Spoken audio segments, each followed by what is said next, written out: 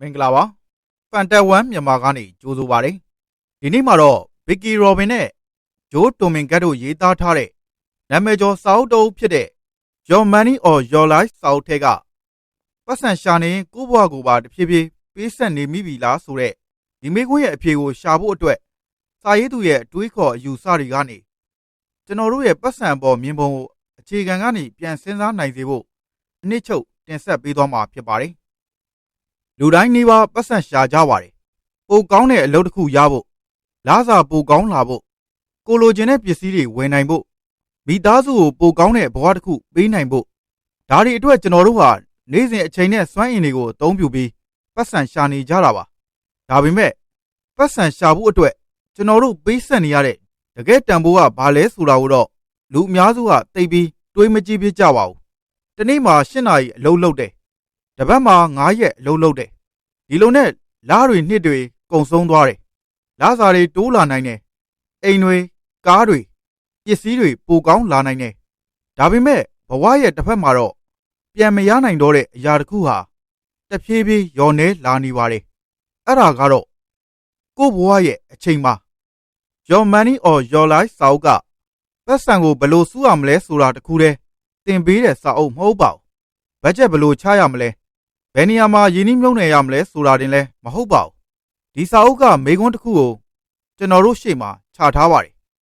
ပတ်စံရှာနေရင်ကိုယ့်ဘဝကိုပါတဖြည်းဖြည်းပေးဆက်နေမိပြီလားဒီမေးခွန်းရဲ့အဖြေကိုရှာဖို့အတွက်စာရေးသူရဲ့အတွေးခေါ်အယူဆတွေက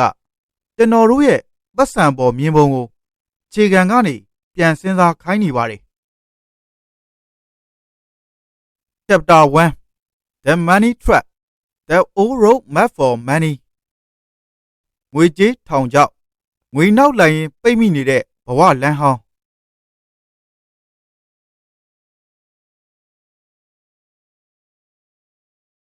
ပထမဆုံး chapter မှာစာရေးသူတွေက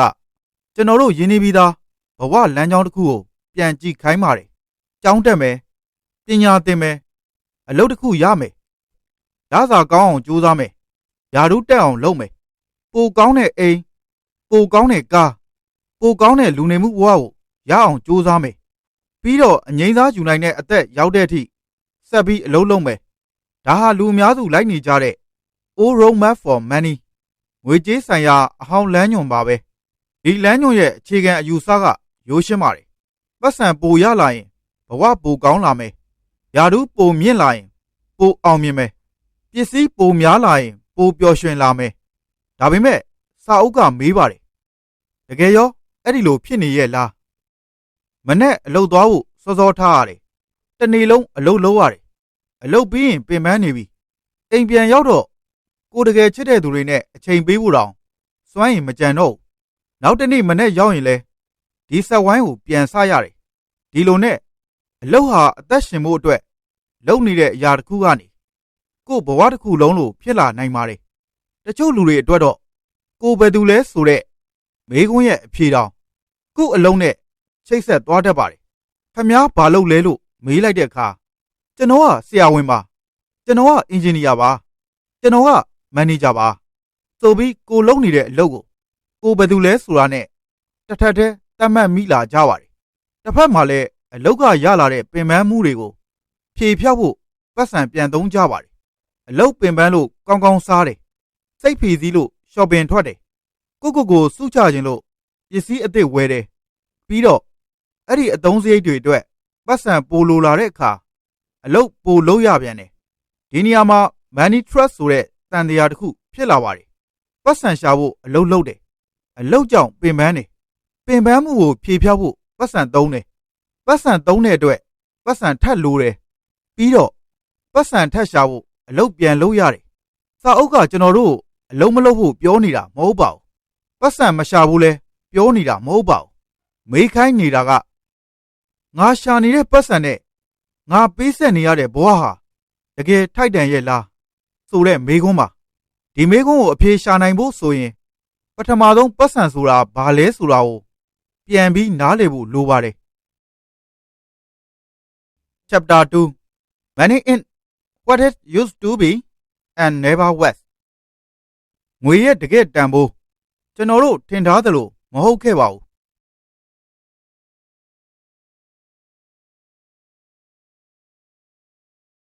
ပတ်စံဆိုတာဘာလဲဒီမေးခွန်းကိုမေးလိုက်ရင်ပစ္စည်းဝယ်ဖို့သုံးတဲ့အရာဘဏ်ထဲမှာစုထားတဲ့အရာဒါမှမဟုတ်အလုပ်လုပ်ပြီးရလာတဲ့အရာလို့ဖြေကြပါလိမ့်မယ်ဒါပေမဲ့ your money or your life ကပတ်စံကိုတခြားရှုထောင့်တစ်ခုကနေကြည့်ခိုင်းပါတယ် money is something we choose to trade our life energy for ပတ်စံဆိုတာကျွန်တော်တို့ရဲ့ဘဝစွမ်းအင်နဲ့လဲလှယ်ထားတဲ့အရာပါကိုအလုပ်လုပ်တဲ့အခါကို့အချိန်ကိုပေးရပါတယ်အာယုံစိုက်မှုကိုပေးရပါတယ်ကိုခန္ဓာစွမ်းအင်ကိုပေးရပါတယ်စိတ်ပိုင်းဆိုင်ရာစွမ်းအင်ကိုလည်းပေးရပါတယ်တနည်းပြောရရင်ကိုရရှိလာတဲ့လစာဟာငွေစက်ကူတစ်ရွက်ဒါမှမဟုတ်ဘဏ်အကောင့်ထဲကနံပါတ်တစ်ခုတက်မဟုတ်တော့ပါဘူးအဲ့ဒီပတ်စံရဲ့နောက်ွယ်မှာကို့ဘဝတွေကအချိန်တွေရှိနေပါတယ်ဒီအယူအဆကိုနားလည်သွားတဲ့အချိန်မှာပစ္စည်းတွေရဲ့ဈေးနှုန်းကိုမြင်တဲ့ပုံစံအောင်ပြောင်းလဲသွားနိုင်ပါတယ်ဥပမာဖုန်းအသစ်တစ်လုံးရဲ့ဈေးနှုန်းကိုဒေါ်လာ1000လို့ပဲမမြင်တော့ဘူး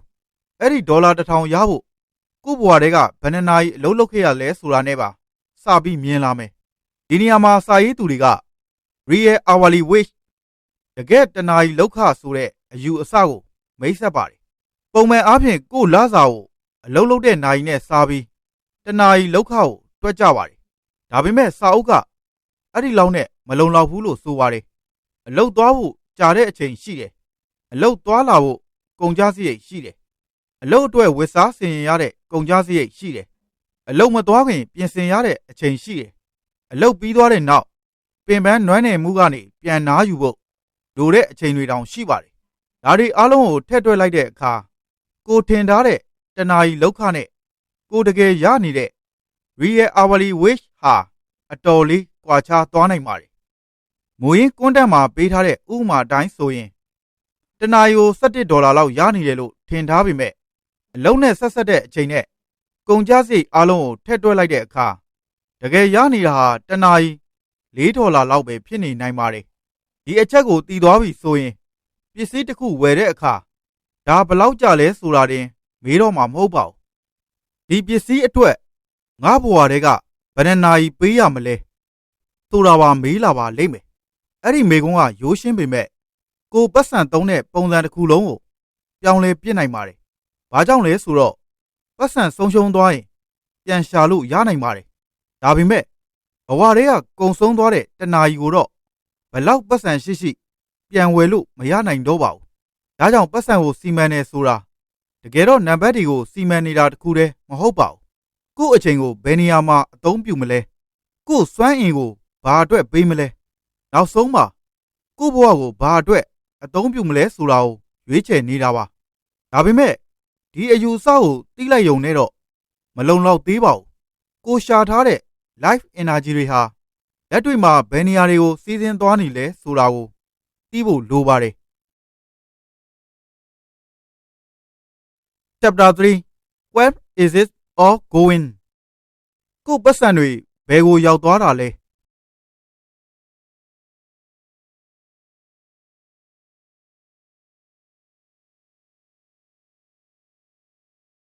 လာကုံကနီးတိုင်းပတ်စံတွေဘယ်ရောက်သွားတာလဲဆိုပြီးကိုမေးဘူးတဲ့သူတွေရှိပါလိမ့်မယ်ဝင်ငွေကလည်းရှိတယ်အကြီးအကျယ်သုံးလိုက်တာလည်းမရှိဘူးလို့ထင်တယ်ဒါပေမဲ့လာကုံတဲ့အခါငွေကမကြံတော့ဘူးဒီပြဿနာကိုဖြေရှင်းဖို့လူအများစုပထမဆုံးစဉ်းစားမိတာကဘတ်ဂျက်ချမယ်စားတောက်စရိတ်ဘယ်လောက်အပျော်ပါးတွေဘယ်လောက်တခြားအသုံးစရိတ်တွေအတွက်ဘယ်လောက်ဆိုပြီးကြိုတင်ကန့်သက်လိုက်ကြတယ်ဒါပေမဲ့ your money or your life ကတော့ဒီနေရာမှာမတူညီတဲ့နည်းလမ်းတစ်ခုကိုအသုံးပြုပါတယ်စာရေးသူတွေကရှင်းရှင်းလင်းလင်းပြောထားပါတယ်ဒီအစီအစဉ်ဟာဘတ်ဂျက်ချတဲ့အစီအစဉ်မဟုတ်ပါဘူးဘတ်ဂျက်ဆိုတာတစ်ခါတလေဒိုင်းရဲ့လောက်တာနဲ့ဆင်တူပါတယ်မစားရဘူးမသုံးရဘူးကြော့ရမယ်ထိန်းရမယ်ဒီလိုစည်းကမ်းတွေနဲ့ကိုကန့်သက်ထားနိုင်ပေမဲ့အဲ့ဒီအပြုတ်မှုတွေရဲ့နောက်ွယ်ကအကြောင်းရင်းကိုမတည်သေးသေး၍ရေရှည်ပြောင်းလဲဖို့ခက်ပါတယ်ဒါကြောင့်စာအုပ်ကကိုအရင်ဆုံးကန့်သက်ခိုင်းတာမဟုတ်ပါဘူးအရင်ဆုံးအမှန်တရားကိုမြင်အောင်ကြည်ခိုင်းတာပါအဲ့ဒီအတွက်ပထမဆုံးလုပ်ရမှာက daily money law ကိုရတဲ့ငွေကိုသုံးတဲ့ငွေပမာဏဘလောက်သေးသေးနေ့စဉ်အတိအကျမှတ်တမ်းတင်ရပါမယ်မနေ့ကော်ဖီတစ်ခွက်နေ့လယ်စာတက်စီကအွန်လိုင်းရှော့ပင်တစ်ခု subscription တစ်ခုချင်းစီကသေးငယ်နေနိုင်ပါတယ်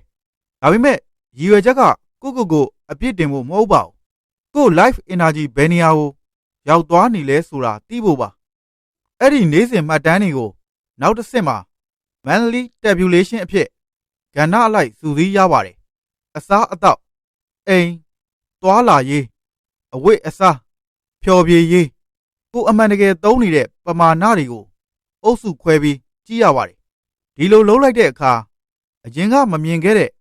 ကိုငွေကြေးအလေးကျင့်တွေတဖြည်းဖြည်းပေါ်လာပါတယ်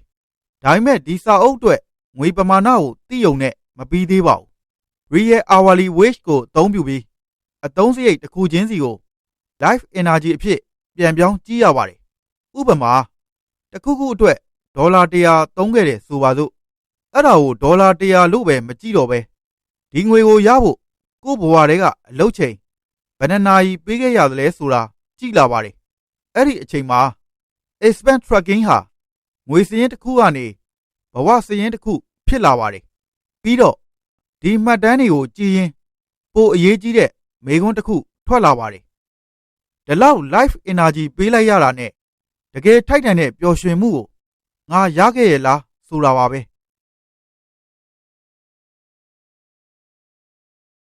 Chapter 4 How much is enough? The quest for happiness ဘယ်လောက်ရှိရင်လုံလောက်မလဲ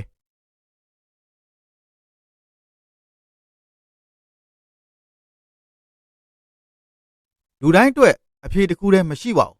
ဒါပေမဲ့ဒီမေးခွန်းကိုကိုမမေးဘူးဆိုရင်တော့ပိုများရင်ပိုကောင်းတယ်ဆိုတဲ့အယူအဆနောက်ကိုအဆုံးမရှိလိုက်သွားမိနိုင်ပါတယ်လစာပိုများခြင်းနဲ့အိမ်ပိုကြီးခြင်းနဲ့ကားပိုကောင်းခြင်းနဲ့ဖုန်းအသစ်လိုခြင်းနဲ့ပြီးတော့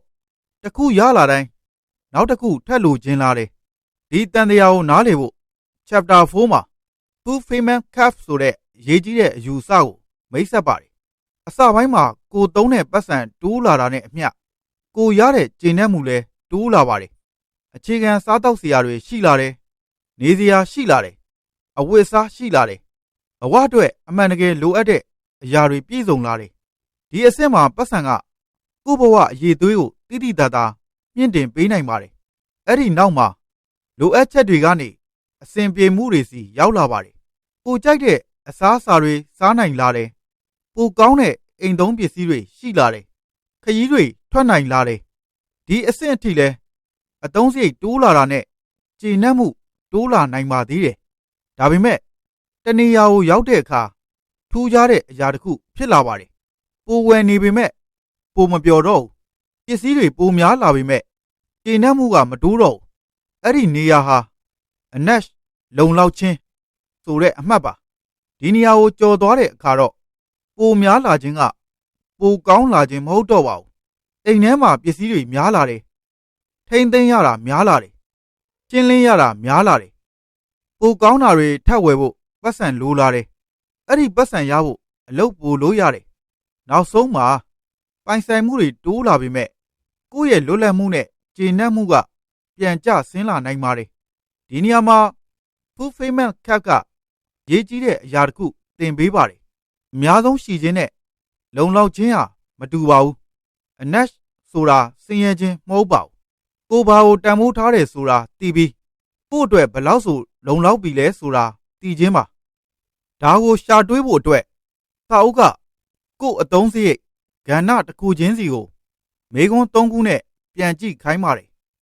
ပထမမေခွန်းဒီအသုံးစရိတ်အတွက်ပေးလိုက်ရတဲ့ life energy နဲ့နှိုင်းယှဉ်ရင်ထိုက်တန်တဲ့ကျေနပ်မှုကိုရခဲ့သလားတစ်ခုခုကိုဝယ်လိုက်တဲ့အခါ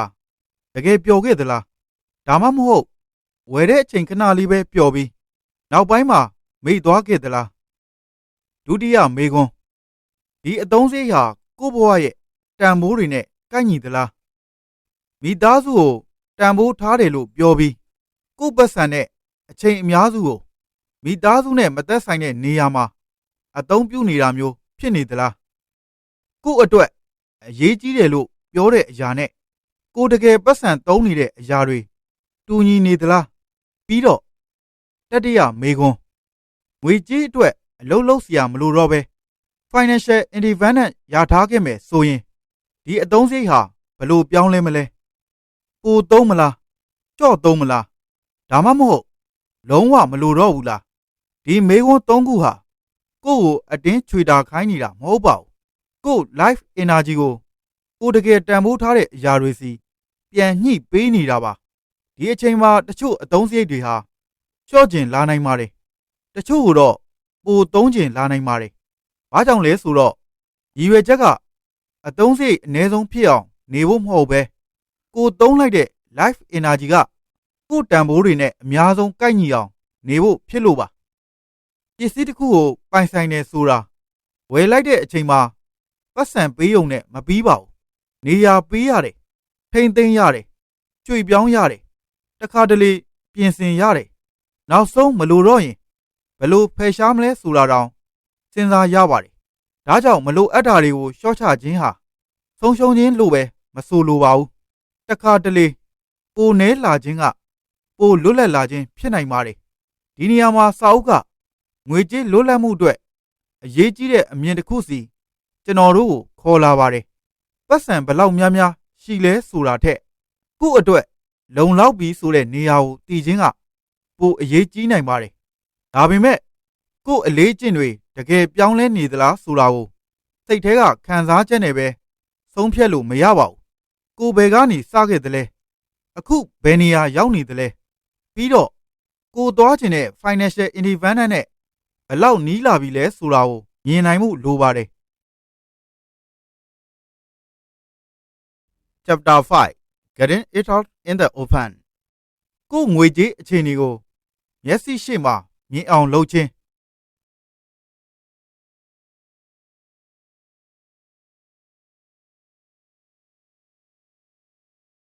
ပတ်စံနဲ့ပတ်သက်တဲ့ပြဿနာတွေဟာ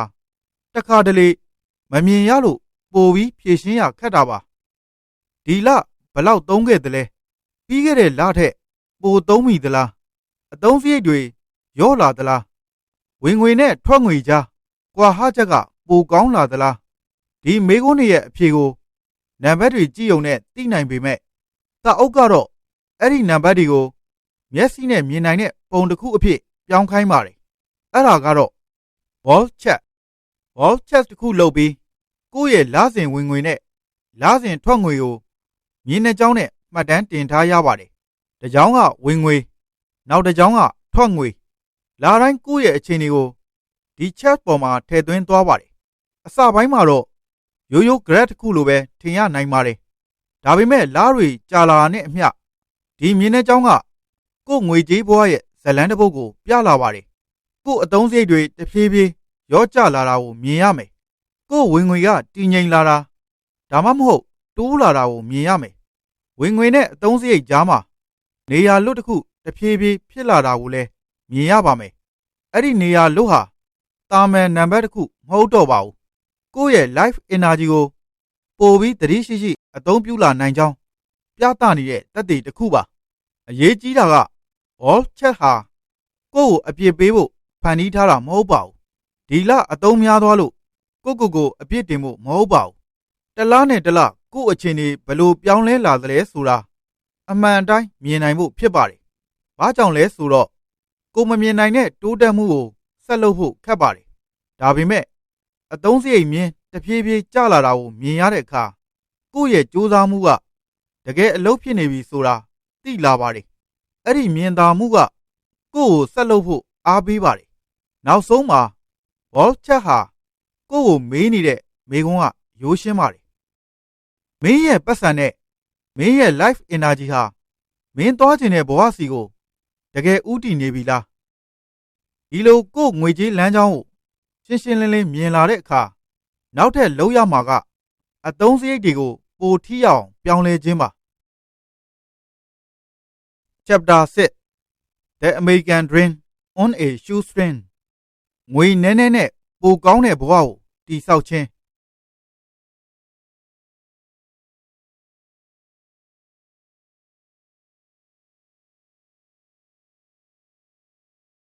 ချွေတာတယ်ဆိုတဲ့စကားကိုကြားလိုက်တဲ့အခါ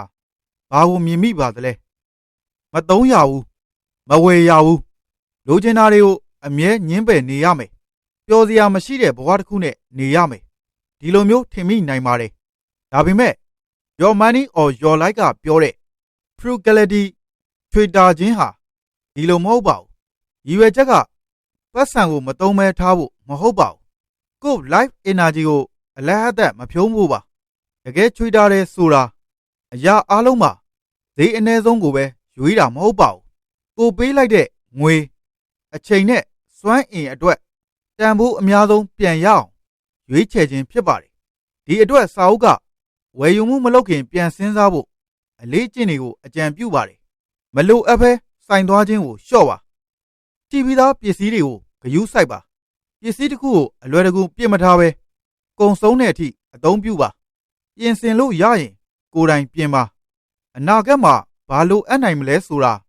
ကြိုတင်စဉ်းစားပါတခုခုဝယ်တော့မယ်ဆိုရင်လဲဈေးနှုန်းတစ်ခုတည်းကိုမကြည့်ပါနဲ့အရေးအသွေးဘလို့ရှိသလဲဘလောက်ကြာခံမလဲကိုတကယ်လိုအပ်သလားတခြားနေရာမှာတန်ဖိုးပိုကောင်းတာရှိနိုင်သလားအသစ်မဝယ်ပဲအသုံးပြုပြီးသားပစ္စည်းနဲ့အဆင်ပြေနိုင်သလားဆိုတာတွေကိုပြန်စဉ်းစားကြည့်ရပါတယ်ဒီအရာတွေဟာကြည့်လိုက်ရင်အသေးအမွှားလေးတွေလိုထင်ရပါတယ်ဒါပေမဲ့အခြေခံအယူအဆကအရေးကြီးပါတယ်ပိုဝယ်နိုင်ခြင်းနဲ့ပိုကောင်းတဲ့ဘဝရှိခြင်းဟာတူညီတဲ့အရာမဟုတ်ပါဘူးဒီအချက်ကိုရှင်းပြဖို့စာအုပ်ကအရေးကြီးတဲ့အရာနှစ်ခုကိုခွဲပြထားပါတယ် Standard of Living လူနေမှုအဆင့်တန်းနဲ့ Quality of Life ဘဝအရေးအသွေးဒီနှစ်ခုဟာတူတယ်လို့ထင်ရပေမဲ့တကယ်တော့မတူပါဘူးပိုကြီးတဲ့အိမ်ရှိတာပိုကောင်းတဲ့ကားစီးနိုင်တာအဝတ်အစားတွေပိုများတာပစ္စည်းအသစ်တွေအမြဲဝယ်နိုင်တာဟာ Standard of Living မြင့်လာတာဖြစ်နိုင်ပါတယ်ဒါပေမဲ့အဲ့ဒီအရာတွေရဖို့ကိုယ့်အချိန်အားလုံးကိုအလုပ်ထဲပေးနေရတယ်ဆိုရင်အကျွေးတွေကြောင့်စိတ်ဖိစီးနေရတယ်ဆိုရင်ကိုချစ်တဲ့သူတွေနဲ့အချိန်မပေးနိုင်တော့ဘူးဆိုရင်ကိုတကယ်လှုပ်ချင်တဲ့အရာတွေအတွက်အချိန်မရှိတော့ဘူးဆိုရင် Standard of Living မြင့်နေပေမဲ့ Quality of Life ကမြင့်နေတယ်လို့မဆိုနိုင်ပါဘူးအဝတ်အစားနဲ့ပတ်သက်တဲ့ရိုးရှင်းတဲ့ဥပမာတစ်ခုရှိပါတယ်အဝတ်အစား10စုံရှိပေမဲ့ဝတ်စရာမရှိဘူးလို့အမြဲခံစားနေရပြီးအသစ်တွေထပ်ဝယ်နေတဲ့ဆိုရင်အဲ့ဒါဟာဖြုံးတိမှုဖြစ်နိုင်ပါတယ်တစ်ဖက်မှာတော့အဝတ်အစား10စုံကိုပဲနှစ်ရှည်အသုံးပြုပြီးအဲ့ဒီအရာတွေနဲ့လုံလောက်နေတယ်ဆိုရင်အဲ့ဒါဟာ Frugality ပါဒါကြောင့်ချွေတာခြင်းရဲ့အဓိကအချက်ကဘလောက်နည်းနည်းသုံးနိုင်တယ်လဲမဟုတ်ပါဘူးကိုသုံးလိုက်တဲ့ life energy ကနေဘလောက်တန်ဖိုးပြန်ရတယ်လဲဆိုတာပါဒီအမြင်ကိုနားလေလာတဲ့အခါပစ္စည်းတစ်ခုမဝယ်လိုက်ရတာဟာကိုတခုခုဆုံးရှုံးခိုင်းလိုက်တာလို့မမြင်တော့ပါဘူးကိုတကယ်မလိုအပ်တဲ့အရာတစ်ခုအတွက်ပေးရမယ့် life energy ကိုကိုယ့်စီမှာပြန်ထိန်းထားနိုင်ခြင်းလို့မြင်လာပါတယ်Anash ဆိုတဲ့အယူအဆနဲ့လည်းပြန်ချိတ်ဆက်သွားပါတယ်ကိုယ့်အတွက်ဘယ်လောက်ဆိုလုံလောက်ပြီလဲဆိုတာသိလာလေးအပြင်ကသတ်မှတ်ပေးထားတဲ့ပိုများရင်ပိုကောင်းတယ်ဆိုတဲ့စံနှုန်းနောက်ကိုလိုက်ဖို့လိုအပ်မှုနည်းလာလေးပါပဲပြီးတော့အသုံးစရိတ်တွေလျှော့လာတယ်ကိုယ့် life energy ကိုပိုထိရောက်စွာအသုံးပြုနိုင်လာတယ်ဝင်ငွေနဲ့ထွက်ငွေကြားကကွာဟချက်လဲတဖြည်းဖြည်းကြီးလာတယ်ဒါပေမဲ့ financial independence စီသွားဖို့အသုံးစရိတ်ကိုလျှော့ချခြင်းတစ်ခုတည်းနဲ့တော့ဇလန်းကမပြီးသေးပါဘူးညီမျှခြင်းရဲ့နောက်တစ်ဖက်မှာဝင်ငွေရှိနေပါသေးတယ်ဒီနေရာမှာစာအုပ်ကအရေးကြီးတဲ့မေးခွန်းတစ်ခုကိုထပ်မေးလာပါတယ်ကို့ဘဝတွေကအချိန်နဲ့စွမ်းအင်တွေကိုအလုပ်အတွက်ပေးနေတဲ့အခါအဲ့ဒီ life energy အတွက်ကိုရနေတဲ့ဝင်ငွေဟာတကယ်ထိုက်တန်ရဲ့လားဓာတ်ထက်တောင်ပိုနဲ့ဆိုင်တဲ့မေးခွန်းတစ်ခုရှိပါသေးတယ်အလုပ်ဆိုတာကို့ဘဝရဲ့ရည်ရွယ်ချက်လားဒါမှမဟုတ်ကိုတကယ်နေခြင်းတဲ့ဘဝကိုတည်ဆောက်ဖို့အသုံးပြုတဲ့နည်းလမ်းတစ်ခုလား Chapter 7 For Love or Money Balling Your Life Energy Wealth and Income အလုံးနဲ့ဝင်ငွေကိုယ့်ဘဝစွမ်းအင်ရဲ့တန်ဖိုးကိုပြန်သတ်မှတ်ခြင်း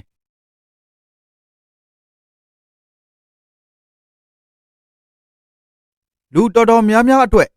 အလုပ်ဆိုတာ ဝင်ငွေရဖို့လုပ်ရတဲ့အရာတစ်ခုထက်အများကြီးပိုနေပါတယ်ကိုဘယ်သူလဲဆိုတာကိုအလုံးနဲ့သတ်မှတ်တယ်ကိုအောင်မြင်သလားမအောင်မြင်ဘူးလားဆိုတာကိုယာဒူးနဲ့လားစာနဲ့တိုင်းတာတယ်တခါတလေကိုဘဝရဲ့ရည်ရွယ်ချက်ကိုတောင်အလုံးနဲ့ချိတ်ဆက်ထားမိတတ်ပါတယ်ဒါပေမဲ့ your money or your life ကတော့အလုံးနဲ့ပတ်သက်တဲ့ဒီအမြင်ကိုပြန်ခွဲကြည့်ခိုင်းပါတယ်အလုံးရဲ့အရေးကြီးတဲ့ရည်ရွယ်ချက်တစ်ခုကဝင်ငွေရဖို့ပါဒါဟာအလုတ်ကအဓိပ္ပာယ်မရှိဘူးလို့ပြောတာမဟုတ်ပါဘူးကိုချစ်တဲ့အလုတ်ကို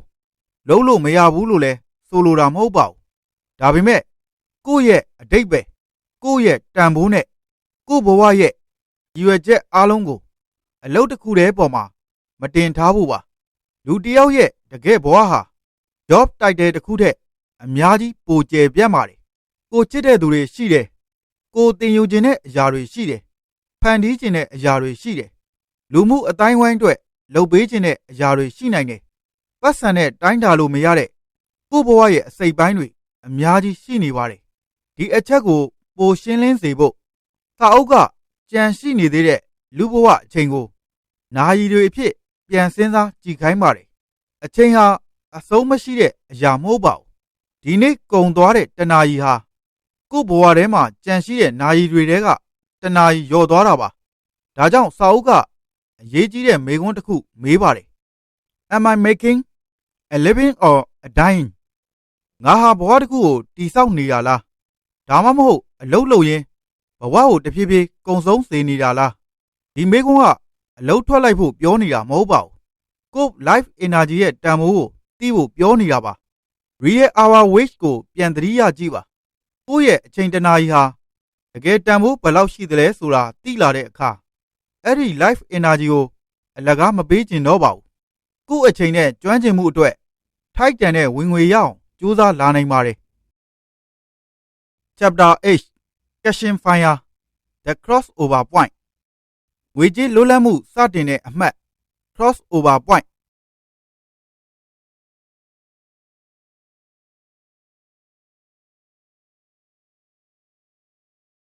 Wall Chat ပေါ်မှာ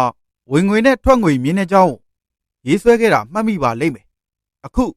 အဲ့ဒီ chat ပေါ်ကိုတတိယမြင်တဲ့ကြောင်းရောက်လာပါတယ်အဲ့ဒါကတော့ကိုယ့်ရဲ့ capital ကနေရရှိလာတဲ့ investment income ယင်းနှိမ့်မြုပ်နှံမှုဝင်ငွေပါအစပိုင်းမှာဒီမြင်းဟာအောက်ဆုံးမှာရှိနေနိုင်ပါတယ်ပမာဏကလည်းနည်းနိုင်ပါတယ်ဒါပေမဲ့ကိုကဝင်ငွေနဲ့ထွက်ငွေကြားကကွာဟချက်ကိုဆက်ပြီးစုဆောင်းတယ်စုဆောင်းငွေကို capital အဖြစ်ပြောင်းတယ် capital ကနေဝင်ငွေထွက်လာအောင်လုပ်တယ်အချိန်ကြာလာတဲ့အမျှ investment income မြင်းဟာတဖြည်းဖြည်းမြင့်လာပါတယ်တစ်ဖက်မှာလည်းကိုယ့်ရဲ့အသုံးစရိတ်ဟာအနက်ဆိုတဲ့အဆင့်နဲ့ပိုနီးကပ်လာပါတယ်ဒီမြင်းတဲ့เจ้าဟာတစ်နေ့မှာစုံကြပါလိမ့်မယ်ကိုယ့်ရဲ့ investment income ကကိုယ့်ရဲ့လစဉ်အသုံးစရိတ်နဲ့တူညီသွားတဲ့အချိန်အဲ့ဒီနေရာကိုစာအုပ်က cross over point လို့ခေါ်ပါတယ်ဒီအမှတ်ဟာဘာကြောင့်အရေးကြီးတာလဲ cross over point ကိုရောက်သွားတဲ့အချိန်မှာကိုယ့်ရဲ့နေ့စဉ်အသုံးစရိတ်တွေကိုကာမိဖို့အတွက်ကိုယ့် life energy ကိုမဖြစ်မနေအလုံးနဲ့လဲလှယ်စရာမလိုတော့တဲ့အချိန်တွေကိုရောက်လာလို့ပါအဲ့ဒါဟာ financial independence ငွေကြေးလွတ်လပ်မှုပါဒါပေမဲ့ financial independence ဆိုတာအလုပ်လုံးဝမလုပ်တော့ခြင်းလို့ပဲအဓိပ္ပာယ်မရပါဘူးကိုအလုပ်ဆက်လုပ်ခြင်းလုပ်နိုင်ပါတယ်ကိုချစ်တဲ့အလုပ်ကိုဆက်လုပ်နိုင်ပါတယ်လုပ်ငန်းအသစ်တစ်ခုစနိုင်ပါတယ်လေးလာခြင်းတာကိုလေးလာနိုင်ပါတယ်မိသားစုနဲ့အချိန်ပိုပေးနိုင်ပါတယ်အဓိကပတ်စံလိုအပ်လို့အလုပ်လုပ်ရခြင်းကနေကိုရွေးချယ်လို့အလုပ်လုပ်ခြင်းစီပြောင်းသွားတာပါဒီနေရာမှာ your money or your life ရဲ့ financial independence ဆိုတဲ့အဓိပ္ပာယ်ဟာပိုရှင်းလာပါတယ်ရည်ရွယ်ချက်ကအချမ်းသာဆုံးလူဖြစ်ဖို့မဟုတ်ပါဘူးကိုယ့်အချိန်ကိုပြန်ရွေးချယ်နိုင်တဲ့သူဖြစ်လာဖို့ပါဒါပေမဲ့ cross over point ကိုရောက်ပြီဆိုတာနဲ့ခရီးဆုံးသွားပြီလားမဟုတ်သေးပါဘူး Chapter 9 Where to stash your cash for long-term financial freedom ရေရှည်ငွေကြေးလွတ်လပ်မှုအတွက်ကိုယ့်အရင်းအနှီးကိုစီမံခြင်း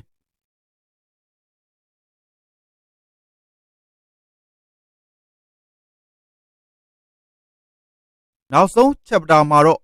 ကိုစုဆောင်းလာခဲ့တဲ့ capital ကို ဘယ်လိုစီမံမလဲဆိုတဲ့အကြောင်းကိုရောက်လာပါတယ်ဒီအချိန်မှာယင်းနှမြုံနယ်မှုရဲ့ရည်ရွယ်ချက်ကိုအရင်ဆုံးရှင်းဖို့လိုပါတယ်ဒီစာအုပ်ရဲ့လမ်းကြောင်းအရယင်းနှမြုံနယ်တာဟာအမြန်ဆုံးချမ်းသာဖို့မဟုတ်ပါဘူးစိတ်လှုပ်ရှားစရာကောင်းတဲ့အမြတ်အစွန်းနောက်ကိုလိုက်ဖို့လည်းမဟုတ်ပါဘူးရည်ရွယ်ချက်ကကိုယ့်ရဲ့ financial independence ကိုရေရှည်ထိန်းထားနိုင်မဲ့ဝင်ငွေစည်းစိမ်မှုတစ်ခုဖန်တီးဖို့ပါဂျိုးဒိုမင်ကက်ချမှတ်ခဲ့တဲ့ယင်းနှမြုံနယ်မှုဆိုင်ရာစံနှုန်းတွေထဲမှာအရင်းနှီးရဲ့လုံခြုံစိတ်ချရမှုလိုအပ်တဲ့အခါငွေဖြစ်လွယ်ကူစွာပြန်ပြောင်းနိုင်မှုပြီးတော့ကုန်ကျစရိတ်နှဲပါမှုတို့ကိုအလေးထားပါတယ်ကို့ life energy နဲ့တည်ဆောက်ခဲ့တဲ့အရင်းနှီးကိုအလွယ်တကူမစွန့်စားဖို့ပါငွေကိုရည်ရွယ်ချက်လိုက်ခွဲခြားစဉ်းစားတဲ့အယူအဆလဲပါဝင်ပါတယ် capital ကို့အတွက်ဝင်ငွေထုတ်ပေးနိုင်ဖို့ယင်းနှီးမြှုပ်နှံထားတဲ့အရင်းအနှီးကိုရှင်မမျောလင့်ထားတဲ့အခြေအနေတွေအတွက်အသင့်ထားတဲ့အရေးပေါ်ငွေပြီးတော့ cash လိုအပ်တာထက်ပိုရှံလာတဲ့ငွေဒီလိုခွဲခြားစဉ်းစားခြင်းရဲ့ရည်ရွယ်ချက်ကပတ်စံအားလုံးကိုအလုပ်တစ်မျိုးတည်းလုပ်ခိုင်းမှုမဟုတ်ပဲငွေတစ်ပိုင်းချင်းစီမှာကိုယ်ပိုင်ရည်ရွယ်ချက်တစ်ခုရှိစေဖို့ဖြစ်ပါတယ်အစမှာကျွန်တော်တို့ဟာပတ်စံရှာဖို့အလုပ်လုပ်နေကြပါတယ်ပတ်စံသုံးတယ်ထက်လိုလာတယ်ထက်ရှာတယ်ပြီးတော့ဒီစက်ဝိုင်းထဲမှာကိုယ့်ဘဝရဲ့အချိန်တွေကိုဇက်တိုက်ပေးနေခဲ့ကြပါတယ်အခုကိုကပတ်စံအတွက်အလုပ်လုပ်နေတာတခုတည်းမဟုတ်တော့ပဲကို့ပတ်စံကလည်းကို့အတွက်အလုပ်လုပ်ပေးနိုင်လာပါတယ်ဒီစာအုပ်ဟာဘတ်ဂျက်ချာနီးစာအုပ်တော့တက်တက်မဟုတ်ပါဘူးယင်းနှမြုံနှံမှုနီးလန်းတွေကိုသင်ပေးတဲ့စာအုပ်တော့တက်တက်လည်းမဟုတ်ပါဘူးဒီစာအုပ်ကစားကနေအဆုံးထိမေးနေတဲ့မေးခွန်းကကို့ဘဝစွမ်းအင်ကိုဘာအတွက်အသုံးပြုနေသလဲဆိုတာပါပတ်စံဆိုတာ life energy ဖြစ်တယ်ဆိုတာသိလာတယ်အားကြောင့်နောက်တစ်ချိန်တစ်ခုခုဝယ်တော့မယ်အလုပ်တစ်ခုအတွက်ကို့အချိန်ကိုပေးတော့မယ်ဒါမှမဟုတ်ပတ်စံနဲ့ပတ်သက်တဲ့သုံးဖြတ်ချက်တစ်ခုချတော့မယ်ဆိုရင်ကိုမေးကြည့်ပါဒါအတွက်ငါပေးနေရတာပတ်စံပဲလားဒါမှမဟုတ်ငါဘဝတွေကအချိန်တွေလား